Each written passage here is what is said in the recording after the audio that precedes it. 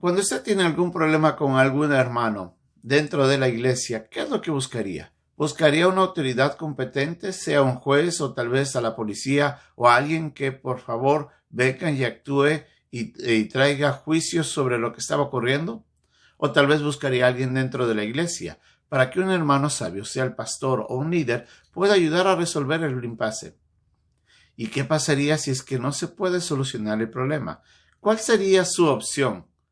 En esta carta a los Corintios, Pablo llama a la exhortación porque en la iglesia había habido un problema legal que se había generado dentro de la iglesia y habían buscado autoridades fuera de la iglesia para que solucionen el impasse. Vamos a ver lo que Pablo nos dice aquí en nuestra lección hoy día, en Un Momento con Dios.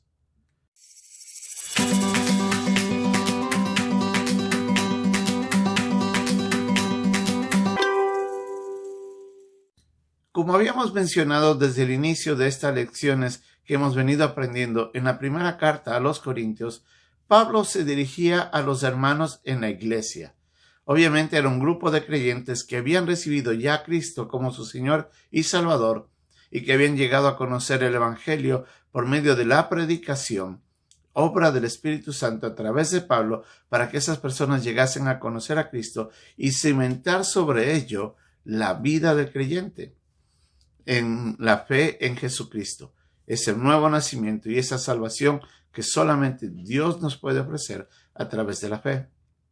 A ese grupo de hermanos Pablo se les acerca y les exhorta en este momento, leyendo aquí en el capítulo 6, en sus primeros versículos de la primera carta, que Pablo exhorta a los hermanos a dejar un pleito que habían llevado lamentablemente hacia afuera de las autoridades, a las autoridades civiles.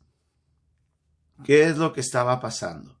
La verdad es que el pasaje no nos dice exactamente cuál era el problema, pero tuvo que haber sido tan grave que lamentablemente estos dos hermanos o estas personas, las partes, fueron hacia la autoridad competente civil en ese momento a buscar de que él sea quien ponga orden sobre esto.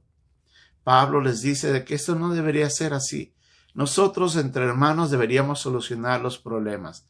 Y les dice, no puede ser posible de que ustedes, siendo espirituales, siendo justos, no por nuestra propia justicia, sino porque hemos sido declarados justos y que somos ahora santos, deberíamos analizar las cosas de la vida de una manera espiritual y no de una manera humana ni carnal. Recordemos que nosotros, a través del Espíritu Santo, tenemos la capacidad de mirar las cosas de una manera diferente, de la perspectiva de Dios, y considerar las cosas tal y cual Dios espera que nosotros analicemos. Dios, en un proceso de maduración, lleva al creyente a tener la capacidad de discernir.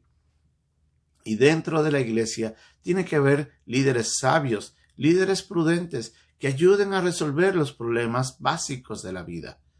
Lamentablemente estos hermanos habían actuado tan carnalmente que buscaron inmediatamente la restitución, por no dentro de la iglesia. Buscaron a un juez que ponga orden. ¿Por qué?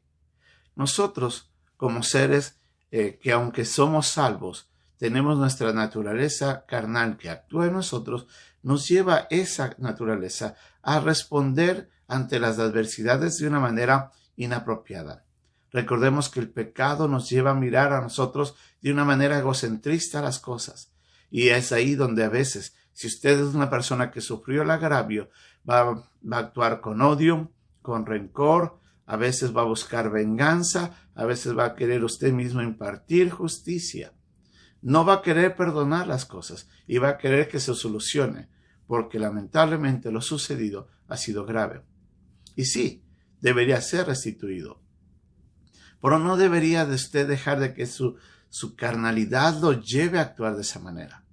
Pero ¿qué pasa con la persona que comete el agravio? Es una persona egocentrista, que ha pensado en sí mismo. Lamentablemente, a causa de eso, tal vez hizo algo que no era correcto, y ahí es donde obró injustamente. Tal vez robó, tal vez pisoteó, insultó, hizo algo que haya sido inapropiado. Es su ego que no le permite después reconocer su error y a veces se ciega tanto en su pecado que no mira al mal. Y es ahí donde esa persona también, actuando indebidamente por su inmadurez, no está mirando el mal que está ocasionando. Entonces nos encontramos con dos personas que no han madurado. Por un lado, el creyente que, aunque ha sido agraviado, no ha crecido y no ha podido aprender a manejar los problemas correctamente, lleva a la persona que también cometió el error y los lleva afuera a buscar la restitución en las autoridades competentes. Y eso es lo que Pablo dice, no debería ser así. Ustedes, como creyentes, ustedes tienen que recordar que ustedes van a juzgar al mundo. Recordemos que nosotros, por nuestra fe en Jesús, vamos a reinar con el Señor. Y nosotros vamos a estar reinando en su reino. Y es ahí donde Pablo nos dice, nosotros deberíamos mirar que nuestro nivel, nuestra posición, espiritualmente hablando, es superior a la de un juez que no conoce de Cristo. Una persona que no ha nacido de nuevo tiene su percepción del pecado y del mal de una manera distorsionada, porque no ha nacido de nuevo. Y es la sabiduría de Dios, el conocimiento de su palabra y la madurez la que nos permite analizar mejor las cosas. Y Pablo decía a los hermanos, busquen a alguien dentro de la iglesia. Él les va a ayudar a solucionar el problema. Y por último les dice, si es que no pueden solucionar el problema, mire, mejor si usted ha sufrido el agravio, recíbalo, perdone y deje que las cosas pasen. No busque seguir más con los problemas. Pablo en la carta a los Romanos, en el capítulo 12, nos dice que no busquemos más bien nuestra venganza, sino que dejemos esto a la ira de Dios, quien obrará en contra del injusto y hará justicia, y a nosotros nos honrará. Pero deje a Dios que actúe, no nosotros tomemos acciones por nosotros mismos. Tenemos que ser muy cuidadosos. Tenemos que mirarnos como hermanos, como hijos de Dios. Y si mi hermano no va a cambiar, perdónele, déjele que pase. Si es algo que obviamente puede ser dejado pasado por alto. Ahora, si es un pecado realmente gravoso, digamos que es una violación o algo así, y el hermano no se arrepiente y quiere hacer más daño, o tal vez es un robo y está robando a otras personas, es diferente. Pero busque el juicio para que se detenga eso. Pero si es algo que se puede solucionar a través del diálogo y la búsqueda de alguien que nos ayude, pues busque ese diálogo. Es mejor. Y si por último no puede, como dijo Pablo en Romanos, estar en paz con todos los hombres en cuanto dependa de nosotros. Actuemos con prudencia, actuemos espiritualmente, como personas maduras, y aprendamos, si Cristo nos ha perdonado tantos pecados, ¿por qué a veces no podemos perdonar nosotros a quienes nos hacen mal? Eso es lo que Pablo estaba diciendo. No lleven los problemas que se pueden solucionar en casa afuera. Solucionen dentro, busquen a personas sabias. Y si no se pueden solucionar, usted, si ha sufrido el agravio, perdone, siga adelante y ame a su hermano aun a pesar de lo que ha sucedido, y deje que Dios obre. Es la mejor manera de solucionar los problemas dentro de la iglesia. Que Dios nos ayude a honrar su nombre ahí en la iglesia.